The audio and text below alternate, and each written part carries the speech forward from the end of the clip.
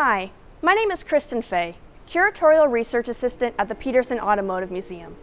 Today, I'd like to take you on tours of two of our newest exhibitions, The Color of Success, McLaren's MFA Livery, and Ford Fever, The Deuce Turns 90.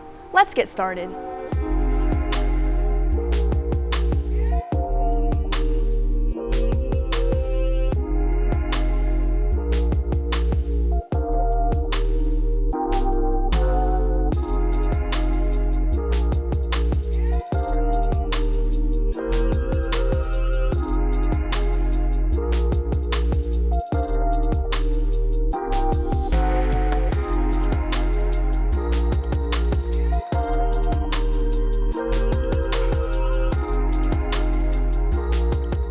With this exhibit, we want to highlight nearly a century of automotive customization trends, all centered around the iconic 1932 Ford Roadster.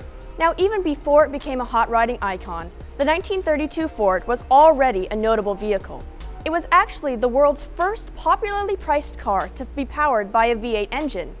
And even though it was introduced during one of the worst years of the Great Depression, it sold well at nearly 275,000 units. This meant that by the 1940s and into the 1950s, there was a large number of used 1932 Fords on the market. Backyard mechanics would buy these cars, hop them up, dress them up, and campaign them in beauty and speed contests. But the 1932 Ford, and especially 1932 Ford Customs, were not just simply built for transportation. They were really a reflection of their builders' and owners' unique personal styles. That's why, as you'll see in this exhibition, many of these custom 1932 Fords have become simply known by the names of their builders. Let's take a look at some of these icons we have on display today.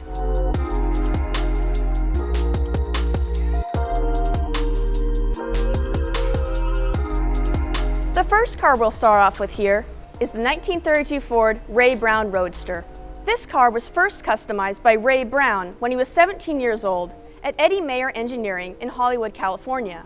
One of its most unique features, since it was designed to be driven during the week and raced competitively on weekends, was that it featured a parallel fuel delivery system, which would allow the driver to switch between alcohol fuel and gasoline fuel on demand.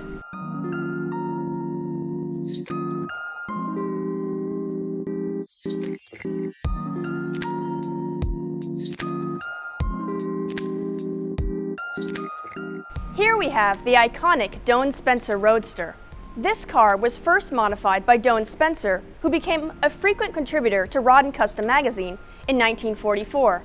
It includes many unique features, such as the first Duval-style windshield ever fitted to a 1932 Ford, a fold-down center armrest, and Lincoln brakes modified to include cooling scoops. Since it was originally intended to be raced in the Carrera Panamericana, it also included extra stability in the chassis and frame rails, as well as exhaust pipes that were routed for greater clearance. Its clean-cut style, and especially its iconic look, have led it to become one of the most iconic and copied hot rods of all time. This Roadster is one of the Fords that was inspired by the Doane Spencer. It has an interesting story, however. It's not just a copy. The idea for this Ford started when antiques dealer Bob Morris discovered that he could not own the original Doane Spencer Roadster, so he decided to build a tribute. As such, the Nickel Roadster, as it's called, includes many features that mirror those of the Doane Spencer, including a Duval-style windshield and multiple parts that have been drilled for lightness. One notable feature of the Nickel Roadster, however, as you might be able to guess by its name, most of its hardware is actually plated in brushed nickel rather than traditional chrome.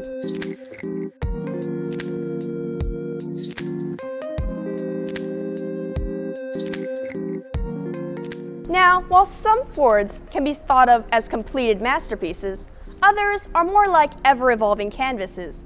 And that's especially true of this vehicle, the Andy Casa Coupe.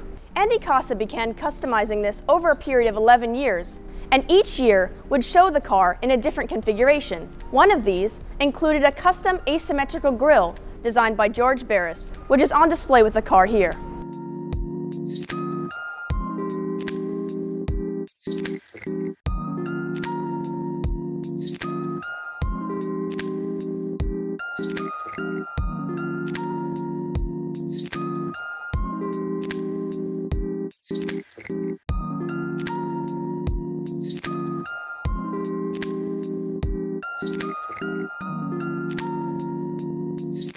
This is another one of our ever-evolving masterpieces.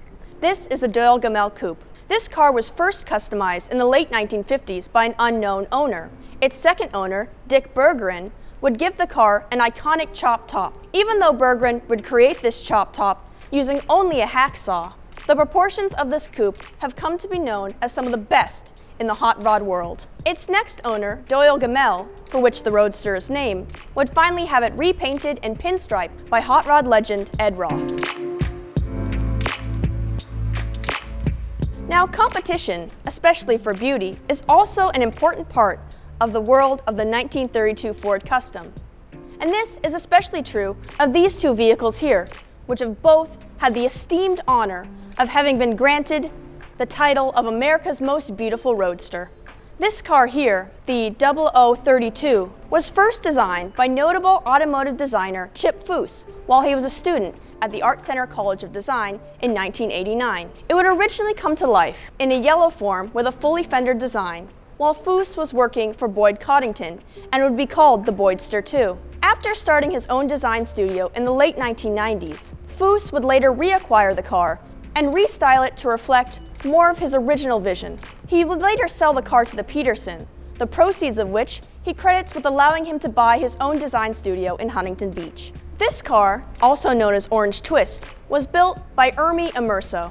It was based on a 1932 Ford frame and is notably powered by a Mercury flathead V8 equipped with genuine Ardoon valve heads. It had enough flash and it had enough style to be crowned the America's Most Beautiful Roadster in 1988.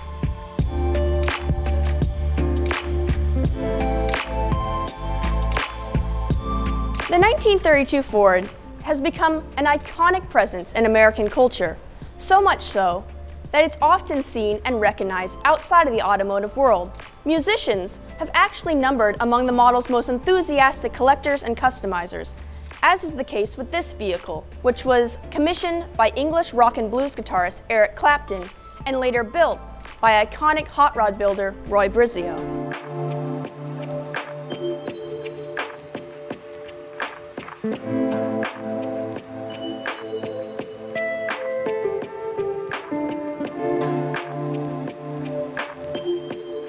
This Ford was notably featured in the television series The Adventures of Ozzie and Harriet, and named for one of the main characters of the series, Ricky Nelson. Its low stance and low silhouette is the result of channeling the floor pan to sit lower on the frame rails.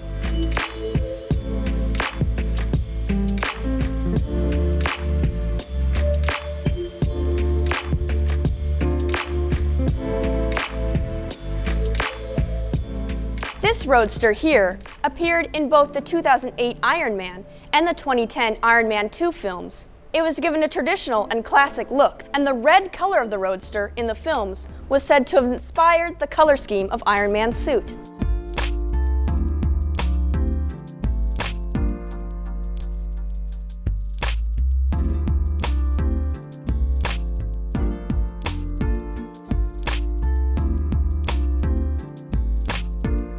With this exhibition, we wanted to celebrate 60 years of McLaren's racing history and the history of its iconic papaya orange livery. Bruce McLaren started McLaren in 1963 and just 4 years later would introduce an iconic papaya orange livery. This livery would become both associated with McLaren's racing success and the McLaren brand itself. But like any good historical legend, there are some mysteries as to why this color was chosen. One story says that Bruce McLaren's business partner, Teddy Mayer, saw it on a car at a race and liked it.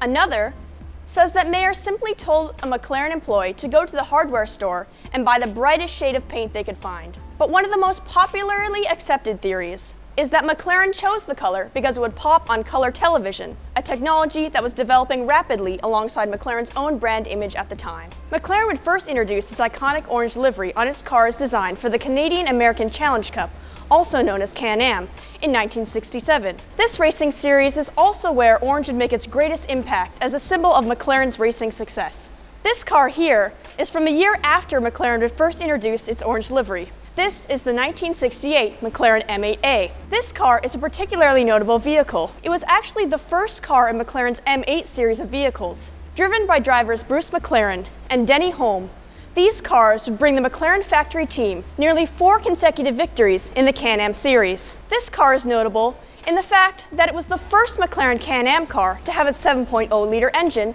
that was also a stress member of its chassis. A particularly special fact about this car, which is M8A chassis number 2, was driven by Denny Hulme to win the 1968 CanAm Championship title.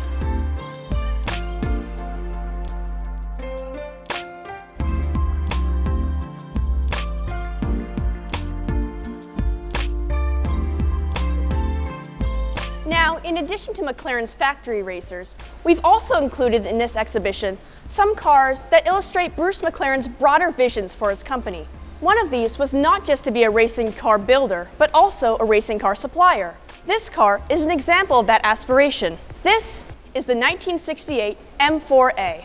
This car was actually developed as a customer car, meaning that it would be sold to non-factory sponsored teams and individual racers. Its design was based on the 1967 M4A that Bruce McLaren would drive in the Formula 2 season. So this is actually a fiberglass version of Bruce McLaren's M4A. Trojan Limited, which is the company that would make McLaren's customer cars, actually formed the molds for this fiberglass version from those of Bruce McLaren's aluminum-bodied version. Now today McLaren is well known for its road cars, but back when it first introduced its orange livery, it was primarily a racing team. This car here is known as McLaren's first road car, but interestingly, it actually wasn't developed as a road car.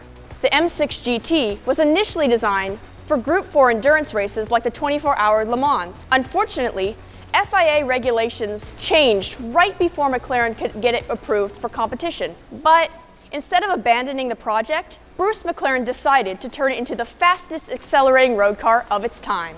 It was actually based on the M6A and has an M6A chassis, which is the first CanAm car that McLaren would feature its orange livery on. One of the kind of interesting things I've heard about this car is that it was kind of difficult to drive. But this is because, despite not exactly having a discreet appearance and being really, really loud with that CanAm engine, other drivers on the road simply couldn't see it because its profile was so low.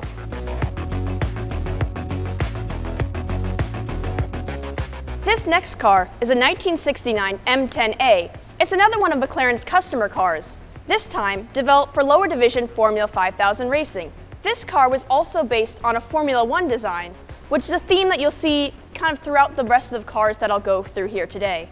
It was notably one of the first monocoque cars to be developed for Formula 5000 racing.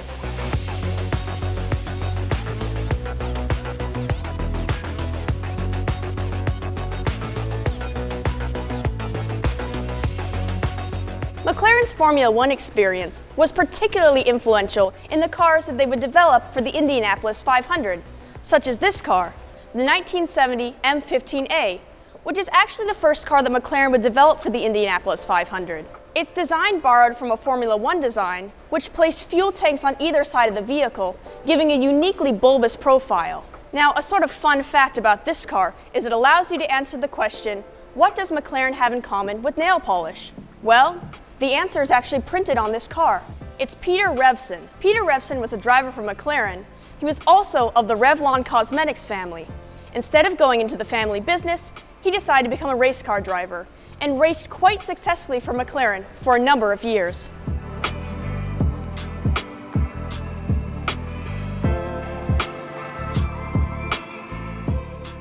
This car is the last car in McLaren's highly successful M8 series. It's the 1971 M8F. Now, you can see it's somewhat based on the design of the M8A, but like many of McLaren's other evolutionary designs, it includes key aerodynamic improvements. The M8F cars are particularly distinguished by the use of these sort of side fender aerodynamic fences on either side of the fenders. This is a theme that you'll see throughout McLaren vehicles, this sort of slight improvement to get the best performance out of a solid design. Aerodynamics was an interesting field at the time. Many racers were experimenting with it. You can think of Pete Brock with the Shelby Daytona Cobra Coupes and the Ford GT40, which were contemporary of many of the cars in this gallery. This particular M8F is also a special vehicle. Denny Hulme would drive this car in all 10 races of the 1971 Can-Am season.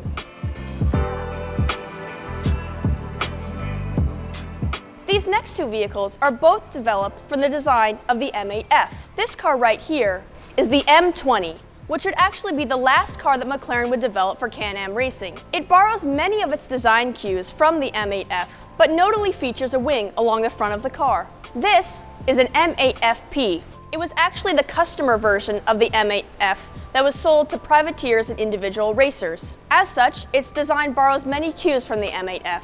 This car is actually interesting in that it is considered almost a continuation car. It was constructed shortly after McLaren would end its partnership with their customer car builder Trojan Limited. But instead of throwing away the cars, Trojan would fashion them into racers and race them even after their official partnership had ended.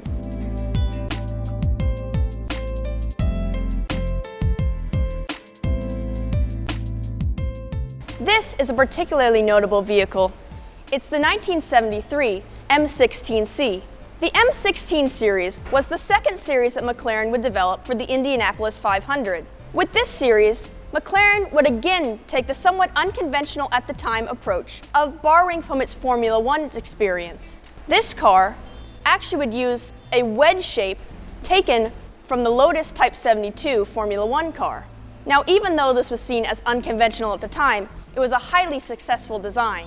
In fact, the M16C would bring McLaren its first overall victory in Indianapolis at the hands of Johnny Rutherford. Now, it's interesting to note that you can almost see a parallel between road car designs at the time and the development of McLaren's racing cars. With the cars in the M8 series, you see a more sinuous aerodynamic shape, and by the time you get into the 1970s, a more dominant wedge shape seems to prevail. Now, these are some of the last cars that would feature McLaren's papaya livery. Into the 1970s, McLaren's racing success would lead it to pick up a number of corporate sponsors and compel it to abandon its papaya livery. But this would not be the very last time the McLaren would use its papaya livery. The company would experiment with returning to papaya livery throughout the early 2000s, but it would make its definitive return in 2018 with this next car, the MCL 33. This Formula One car was driven by driver Fernando Alonso for the 2018 Formula One season before he initially announced his retirement. It uniquely features a signature by Alonso on the side pod. Now, McLaren continues to use papaya livery today. This has not only become a popular feature with fans, it has helped McLaren recall its rich racing heritage.